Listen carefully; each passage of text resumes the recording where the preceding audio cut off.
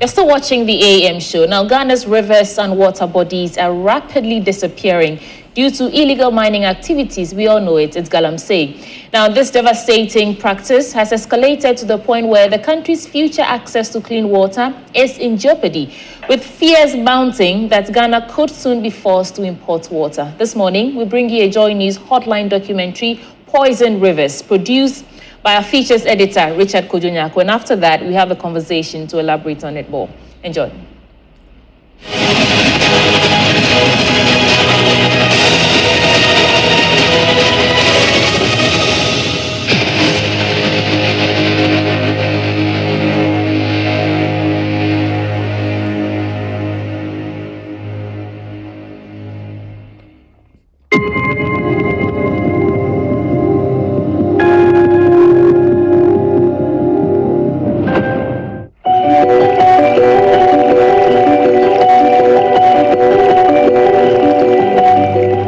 Once clean and clear rivers and water bodies in the country continue to bear the scars of relentless galamsey activities.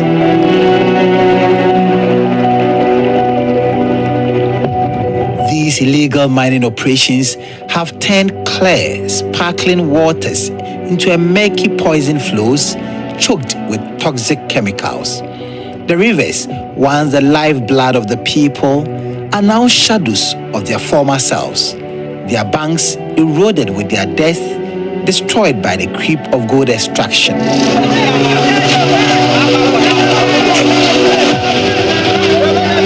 The aquatic life of the rivers and water bodies in Ghana have all but vanished, choked by mercury and cyanide used in the crude extraction processes.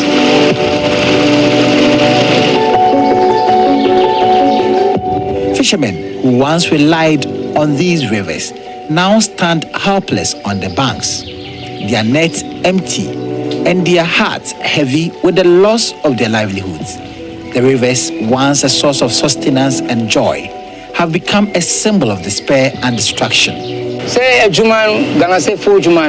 What you see are as a result of the galamsey activities that are done upstream.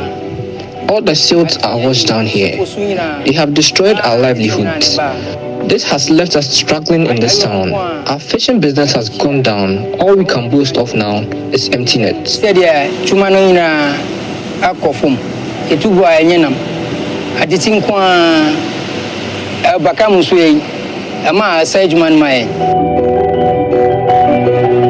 Along the banks of the Pra River, Alfred Loko stands, staring at the murky water. Alfred fishes and farms here at the Anlo Beach, a community near Shamai in the western region. Alfred remembers a time when he could see the riverbed, clear and swarming with fish. Now the water is a thick, toxic sludge, the result of illegal mining activities. Galamsey had turned the lifeblood of the land into poison. When the mining was not done in the Pra River, we were using it to do all our chores, including drinking it. All we needed to do was to put in camphor. We were using it to cook and wash. Everything has been destroyed now. First person, yet me the banana dinner. This Yama a few over to Madia sea. Upera, Musuni over to Manu. See Abibia Poto Asai.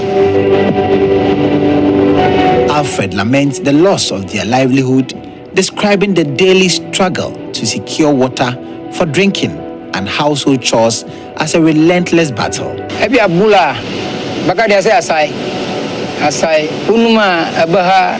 We now resort to wells. The lagoon here is completely destroyed. It's unsafe to drink it because there may be complications. All we drink is sachet water, and this is very expensive.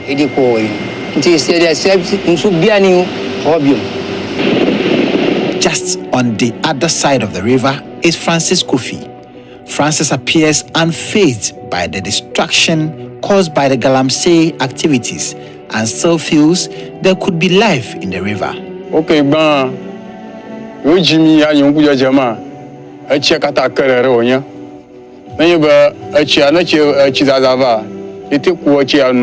This river used to be full of fine sand.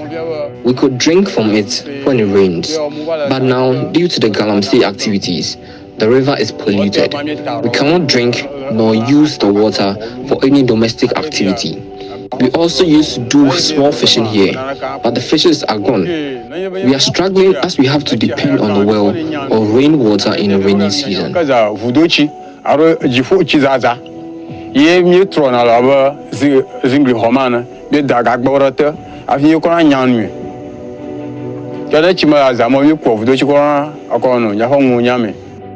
Amidst the disappointment, he bemoans the irony of living beside a once thriving river, now so polluted that the community is forced to buy sachet water and rely on rainwater for drinking and household chores. The sight of the murky, lifeless river constantly reminds them of their predicament. It highlights the bitter contrast between their past abundance and present scarcity.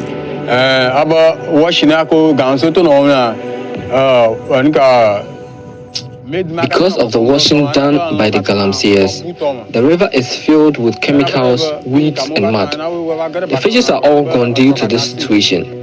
If you fetch your water for drinking, it is full of mud. We are really struggling to get drinking water because this one is no longer safe.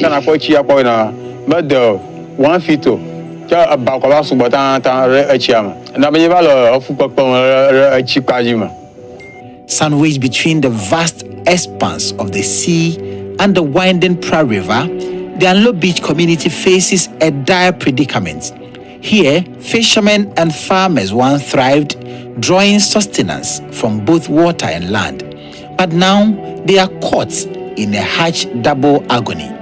The sea, in its ceaseless fury, encroaches upon their homes, threatening to erase their very existence. Seeking refuge in the river also offers no solace, as the waters, once beaming with life, have been poisoned by the ravages of galamsey activities, leaving the community in a state of despair and uncertainty. In the Anlo Beach community, polytanks stand like silent guards, collecting precious rainwater to sustain the residents. These tanks, along with a scattering of wells, are the lifelines for households, providing water for daily chores in a place where every drop is cherished.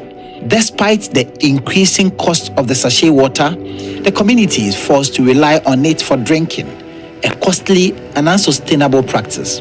Those days, our mothers used to fetch it to wash their dishes, their clothes, for bathing. But these days, it's very difficult for them to even fetch the water. You can testify it because it's very dirty.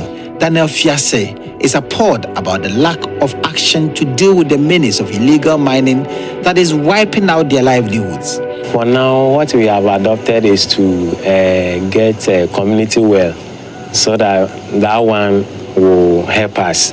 Because relying on this water is not anything 100%. So we are no more relying on this water. You live by the river, but you are not... Yeah, relying on it. Do they still fish in this? The fish, they are doing it, but it's not like those days. Because, this river? Yes, because since the water is very dirty and a lot of chemicals, it is also affecting the life of the fishes in the water, or the aquatic organisms in the water. In the Shamar district of the Western region, 6 communities have become a testament to the havoc caused by rampant illegal mining. Over 3 years, diarrhea cases have surged alarmingly from 5,000 to 10,000, a stark indicator of the deteriorating water quality. Communities relying on contaminated water sources are at risk of waterborne diseases. The long-term exposure to heavy metals, according to scientists, can lead to chronic health conditions, including neurological and kidney problems. Anytime you mine gold, the soil, God created the world in such a way that once everything is locked up, we don't have problem. But once you disturb the soil and we pick the gold. The gold comes with arsenopyrite rocks. So once you pick the gold and take out the gold from it, the others are there to cause havoc. One particular chemical is arsenic.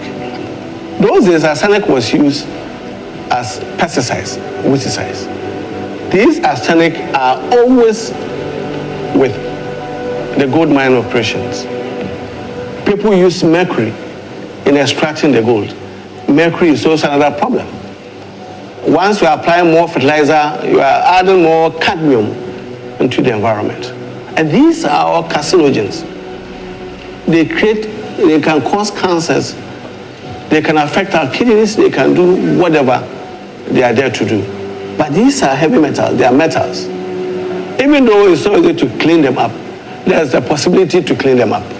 But that comes at a cost. And that is why most people now prefer groundwater to surface water. But in our setting, if you want to use groundwater, how many can afford? The surface water is supposed to be the cheapest. And that is what we need to protect as a nation, as individuals. Those of us who find ourselves around this place, we are directly affected because we get our water from the Pra River. And today, the Pra River has become a mining hub. A whole factory of mining gold is at the Pra River. So we are directly affected.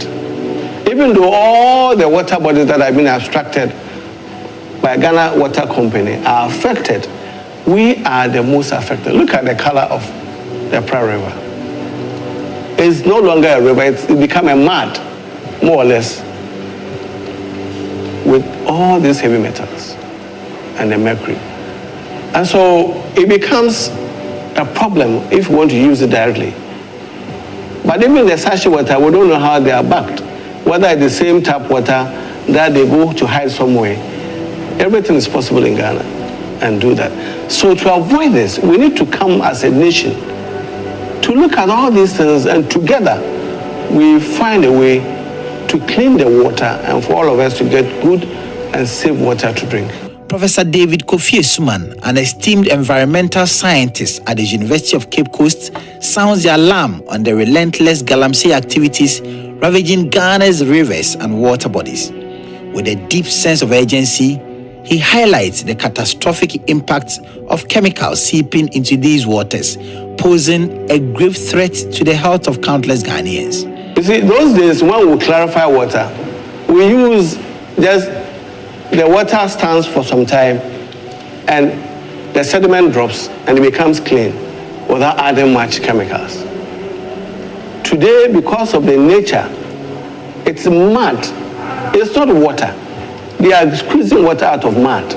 And so they will have to add a lot of chemicals, alum, to be able to settle this thing that we are talking about.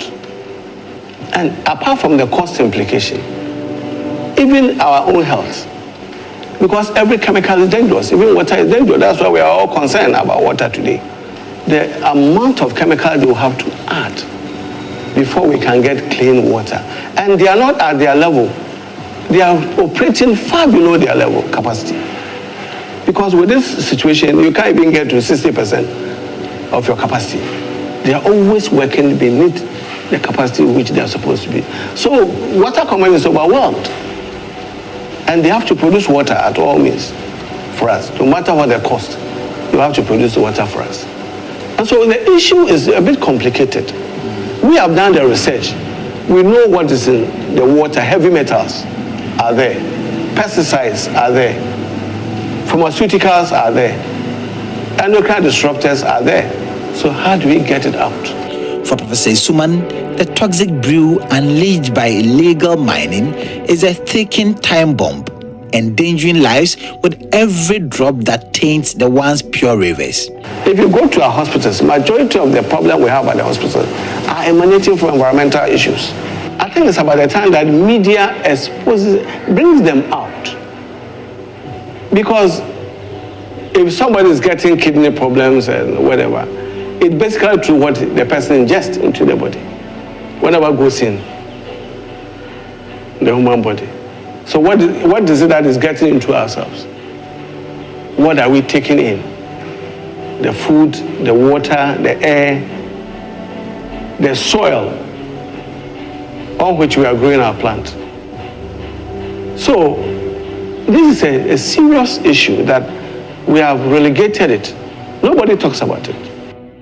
The Pra River, the Ofin River, the Ankobra River, and many other rivers that once represented life in our various communities have been desecrated. There's virtually no life in them. All the living things that once depended on them for their survival are now no more.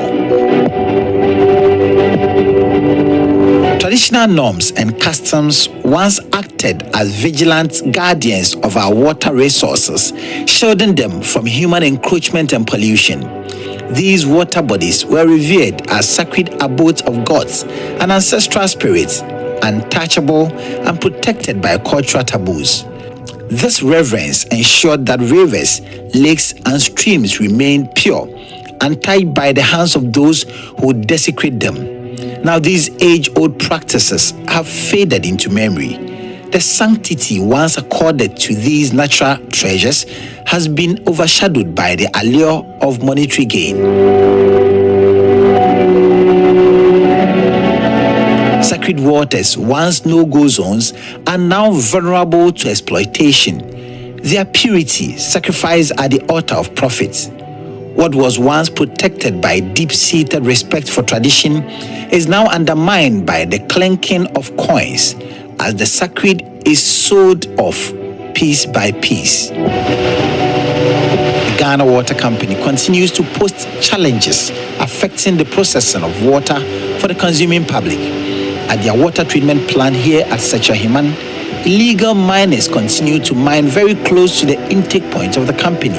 This is the Sechahiman water treatment plant. In fact, where I stand now is the intake section of the treatment plant. This is where the plant here draws water from the Pra River. That is the main source of water that they use in processing the water you and I have in our various homes. But where this plant sits is where the galamsey activities go on unabated, and they care less. There is nothing that even amuses them. When they are even tagged, it is there that they come in their droves. In fact, where we stand, we could see a lot of them having a field day on the Pra River. The water treatment plant is under siege. The company's workers stand on the front lines, waging an ongoing war against the murky, sludge-filled water that was once a crystal-clear lifeline for countless communities. The water treatment plants, once efficient hubs of purification, now resemble battlefields. Here, modern equipment struggles against overwhelming turbidity levels, constantly straining under the burden. The filtration systems, once designed to handle sediment-free water, now groan under the weight of heavy metals and salts, leading to frequent breakdowns. So the Sechahiman water treatment plant was designed with turbidity levels of about between 800 to 1,000. But now we hit turbidities of about 11,000. Yeah, yesterday I think turbidity was about 9,000. So turbidity, like I told you, you can say is about how unclean the water has become in terms of silts. So water water treatment plant that is designed to abstract water without silt is now abstracting the water with silt.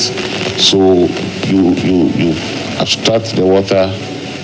You have to, so if it is, let's say, a full container, half of it is already silt. So it means that after treatment, half of it is waste. So if you are expecting to get 10 buckets, you get 5 buckets. So if you produce in 24 hours, you should get 10 buckets in 24 hours. Now you are going to get 5 buckets in 24 hours.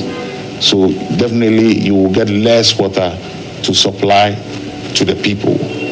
That is not it. The other things that come with it is the facilities are not designed also to treat this turbid water. So you have your pumps breaking down. you use a lot of energy to treat turbid water, and many times you have to shut down, clean the system again. So when all these are happening, you see that you will get insufficient water in the system to supply to your people. That's the challenge we have. Ordinarily, we will use alum as our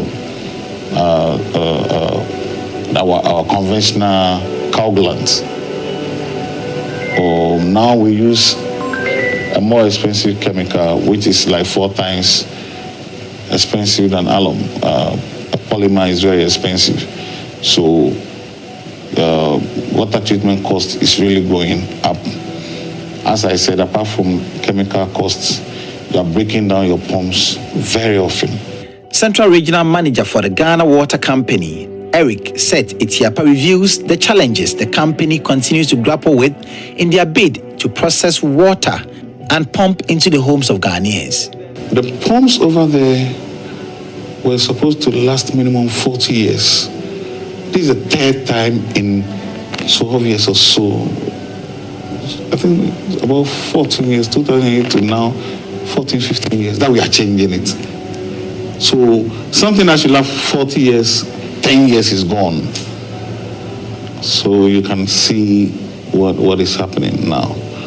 So losing 70% of a lifetime of an equipment is not an easy thing. And these are very expensive pumps, really, really expensive pumps. But I think the best way is not even to cause it. You create a problem, then the whole water treatment system must be re-engineered to take care of all these things. Then we have to go downstream to check again whether they are there. Who bears all this cost when we know that prevention is better than all these things? In 2022, the Ghana Water Company reported high consumption of water treatment chemicals, alum and lime, because turbidity levels were high. It highlighted high frequency in water quality monitoring and management systems, high siltation of intake sumps, frequent wearing and replacement of electromechanical equipment, high volumes of sludge generation and downtimes, high process loss due to frequent dislodging and backwashing. This has resulted in high water used in treatment, about 40 to 50% process losses in systems affected by galamsey activities. The turbidity levels of the river, measured in stacked numbers, tell a tale of despair. What was once clear and life-giving is now a murky, opaque challenge, with turbidity levels soaring to unprecedented heights. Each day, the company's engineers must tweak and tinker, coaxing the overworked machines back to life, knowing that every breakdown delays the precious flow of water to homes in dire need. This is silt, and so out of the amount of water that we have fed here, look at the amount of silt we find in this amount of water. So it tells you the kind of difficulty the Ghana Water Company goes through in processing the water and getting water pumped into our various homes. All of these things have arisen because of the galamsey activities. But the Professor of Environmental Health at the University of Cape Coast, Professor David Kofi-Suman, says the country may be heading towards a water crisis, an imminent crisis that should make the country sit up and deal aggressively with the galamsey menace. He believes Ghana Water Company's treatment regime is unable to take the heavy metals and other chemicals washed into the rivers as a result of galamsey activities. The fact is that our water treatment system was handed over by our colonial masters during independence. And it does 3 basic things. You get the water, it clarifies the water to make it clean, and then we chlorinate the water to kill germs and pathogens in the water. These are the basic things our water treatment system does. Anything other than that is a problem. But during those days, the pesticides, the heavy metals, the endocrine disruptors, they all get into the water body. But our our treatment system does not take care of it. It doesn't attempt to take anything out. So they are always in the surface water that is being treated and piped for us, which makes our situation very vulnerable. And if steps are not taken, we only focus on galamsey. Galamsey is a problem because that is what everybody sees. It's a real problem, but there are others that are equally problematic. Pesticides, herbicides, they are all pharmaceuticals, everything drains into water bodies. Everything that exists on earth, when it rains, it moves into our water bodies. And so, as a nation, we need to look carefully and critically at the way we are treating our water. Professor Isuman cautions that if the issue of galamsey isn't addressed, the country may face a future where importing water becomes a necessity and a surge in waterborne diseases will plague the population. So from that point of view, fine, they are doing their work. They are treating the way it's supposed to be treated, and it's clean water. But in real sense, we've gone past that line. That we need to further do other works to clean the water. But they cannot do it because they are handicapped. They don't have the facilities.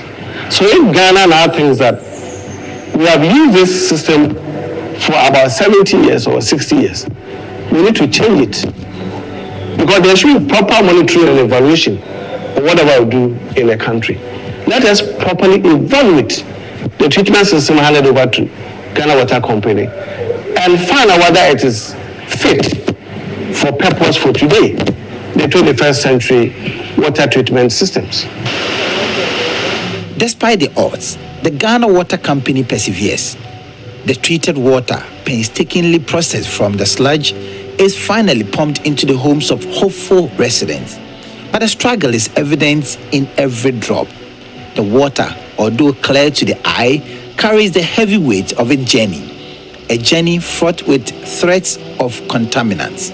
How we treat our water bodies is what reflects in what we call galamsey.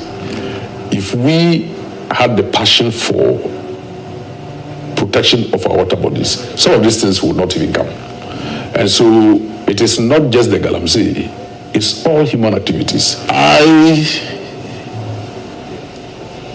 think that, like other countries do, water bodies are national security issues. They are national security zones. If Water Resources Commission, they were working in it, they are civilians, but it's under the Ministry of Defense. And let's test the resilience of our military and see whether that problem will not be resolved. As at now, yes, once in a while we bring them in to go on, but that's a flash, it goes off. But if you make it their responsibility and they cannot stop our water bodies to be polluted, how can they guarantee citizens that when there is an invasion of foreign forces, they'll be able to stop them? And I believe strongly that if it becomes a national security issue, and Water Resources Commission, though it's a civilian department, but under the jurisdiction and supervision of the military or national security, I'm sure this thing will give me 100 days. I'm sure it will be, because they will be marked by the quality of water. And I know the men. I know what they can do if given that responsibility. So I think that we've gotten to a stage where we need to be brute about it. We need to be truthful about it. We need to confront it head on. If we leave it in the hands of politicians, look, Mr. A will be saying, when you are come, I'll bring them back. Mr. B will say, when I come, I will make sure they don't do it. And it becomes a game. But it's the politicians that control these. So that's what I'm saying. That so move it off their jurisdiction, under the jurisdiction of CDS, and see whether there will not be a change. For me, if given the opportunity, that's what I will. The journey to save Ghana's rivers and water bodies from the destructive grip of galamsey is not just a fight for environmental preservation, but a battle for the soul of the nation. the illegal miners continue to dig deep into the bellies of Ghana's rivers, destroying the lifeblood of many communities across the country. For Joy News, my name is Richard Kwejo-Nyako. For Joy News' Hotline.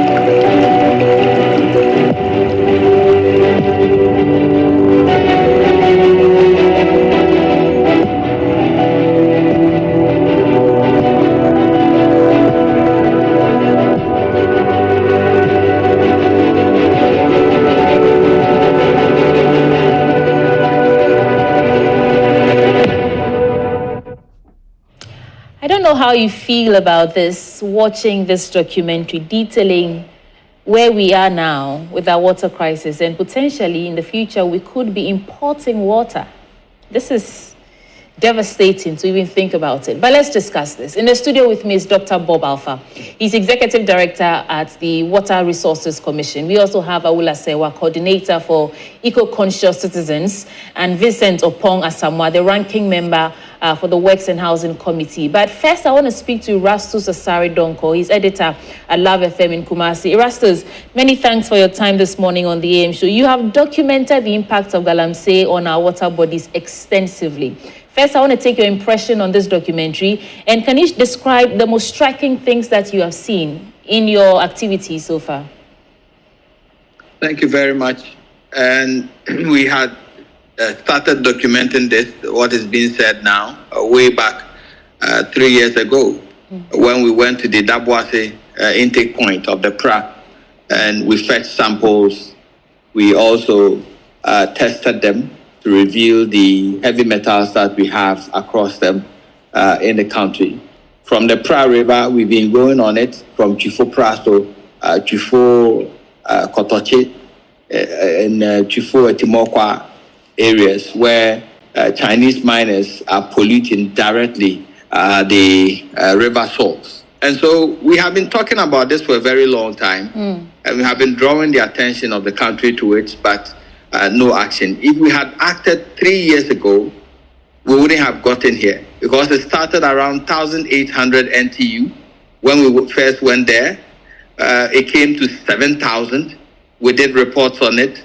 Then we are now at 14,000. Only God knows where we will get to. As we speak, the most striking thing is that those who are polluting it are still on it. When you go to Achrebuanda, the people there are now buying aluminum sulfate to settle the water before they use it to bath. Those who are polluting it have not stopped. Even as we speak, they are still there. And so I don't know where we can start from, but we can start from the top and whittle it down and declare, as the law says, a no-go area for mining close to water bodies and even on water bodies. Right. Erastus, would you say that's your work and the other things that other media, pressmen are doing to highlight the effects of galamsey is reaching the attention of our leaders at all? I can tell you that our leaders are aware. They are aware of our reports.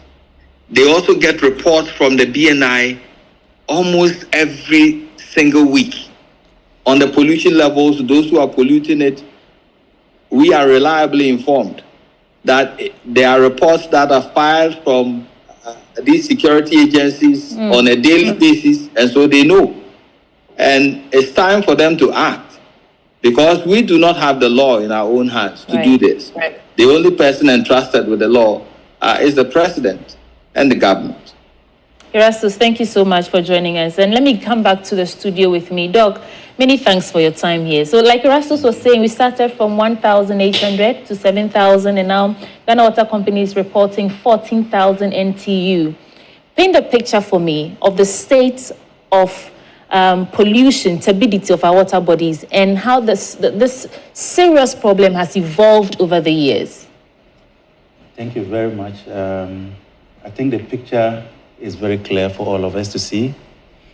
If you look at the devastation of our water bodies, especially within the southwestern system, you cannot describe it with words.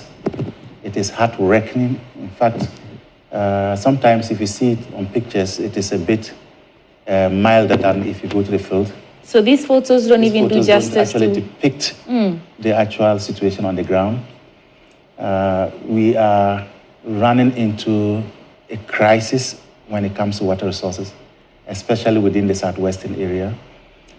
We have been talking about this for so long, and I think action needs to be taken. If we don't take time, in the next 2-3 years, we will not even be able to get 20% of water supply, for the southwestern areas. Doc, please speak up. And that is that will be a big challenge for Ghana if we cannot even supply the basic, things for our citizenry, that is water. It has been with us for so long, and I will say this is the right time, if not already too late, to take action immediately. Otherwise, we are heading to serious crisis. Not only for water supply, the land is heavily degraded completely. It is going to affect agriculture. It is affecting the ecosystem. There are health concerns in terms of the chemicals in our water bodies that gets into the fishes. Eventually, we are going to lose almost every life in the water bodies. And the picture is gloomy. But as a commission, you have the mandate to regulate and manage Ghana's water resources and coordinate government's policies, in relation to them. So I'm sure that includes having access to data, the statistics of how bad or good it is. Do you in fact have access to these figures, and what do you do with them? Okay, thank you very much. Yes, we do monitor the water bodies every week. So we have the water quality data. We even have pictures. Normally, when we take the samples, we also take the pictures. We report to our ministry monthly on the state of our water resources. You mean the ministry receives reports on the state of our water resources every month? That is part of our operational, scheme. So we make sure it is not just the southwestern system, but we undertake monitoring across the country. But when you talk about galamsey, it is purely within the southwestern system, the Ankobra, the Pra, the Tano. And of course, it even has international implications because the water bodies from Bia and Tano flows to Ivory Coast. And they are complaining about the state of the pollution from Ghana. And this has international, repercussions. We have information on the state of our water bodies. What is left is the action to address it. So, and what's the challenge there? I saw Professor Asuman was saying that nobody talks about it enough, and even when we do, the commission, you're civilians, and so really, it's out of your hands. But is it really out of your hands? The taking action part? Not entirely. Action normally will start, first of all, by knowing what the situation is, and that is why we carry out the monitoring. We also make sure we prescribe solutions as to what to do. But where it has gotten to, it is now an issue of national security. We require that the security apparatus will intervene because we have to arrest these people. We have to stop the operations. And then again, regulators can only provide information, for national security to take action. And when it comes to that, I think we are doing our best. There are areas where we may not have access to the water because these galamseyers have their own personal security. And there are times where they won't even allow access to the Water Resource Commission. But we still manage to take pictures using satellite images, and then we are able to deduce the turbidity. And those areas that we can take the samples, we do that, and then we report appropriately. I keep using the word devastating because that's what it is. And I want to bring in Awula Serwah into the conversation at this point from eco-conscious citizens. I mean, first of all, what's your impression of the state of affairs now? I mean, we can all see that the state of affairs is dire. Nobody living on this planet can be unaware of what is going on. So the time has ended for raising awareness. We know the state of the situation. I don't think we want to wait to see people dropping on the floor like flies before we begin to take action. We need to declare a state of emergency. If it takes, I keep on saying Ghanaians are not angry enough. We are being poisoned, and it's distressing to hear that even when the water is clear, it doesn't mean that the toxic chemicals are not there. You still have the mercury, cyanide, they are colorless. So you are sort of deceived when you see the clear water. At least when it's brown, you don't notice. But when it's clear, you are deceived into thinking that it's safe. And it might not be safe, it might be quite dangerous. So I think the time has come for Ghanaians to march to Flagstaff House and say, you need to declare a state of emergency. Or we need to call a general strike and say that until the state of emergency is declared, the army goes and polices these areas, causes the arrest of the illegal miners, prosecutions, and we begin to take the matter seriously. Nothing should go on because we are being poisoned to death and we're all sitting there. It's not a question of... I don't think we're all sitting. I don't think you are even... But when I say we're all sitting, you've been doing something. The term that those who can take action. The journalists have the ones who have put their lives on the line. We've heard about water going there, they are facing danger. They've done all they can do. So it's a question of now the next step. We need to all march to Flagstaff House and say that we're not going to sit or stand idly by whilst we're being poisoned. I have an example like at Tronsu. The people there are very committed. They are cocoa farmers and they are activists. In fact, they have cases in court right now to stop community mining, which in many ways is the same as galamsey. They had wind that excavators were coming to their landscape. We contacted the regional minister. The excavators got there. He did nothing that we are aware of because the excavators began to destroy the place, the farmlands. They've even poisoned the once pristine Atronsu stream. So when we know that we are being poisoned, why do we want to add the unpoisoned streams, the list of poisoned waters? I can't get my head around it. And the time for talking is over. The time for talking is over. We need to act today. Yesterday would have been the best time. Let me usher in Vincent Opong Asamoah. He's ranking member for the Works and Housing Committee in Parliament. Thank you so much for joining us, Mr. Opong. We've been following the conversation to this point.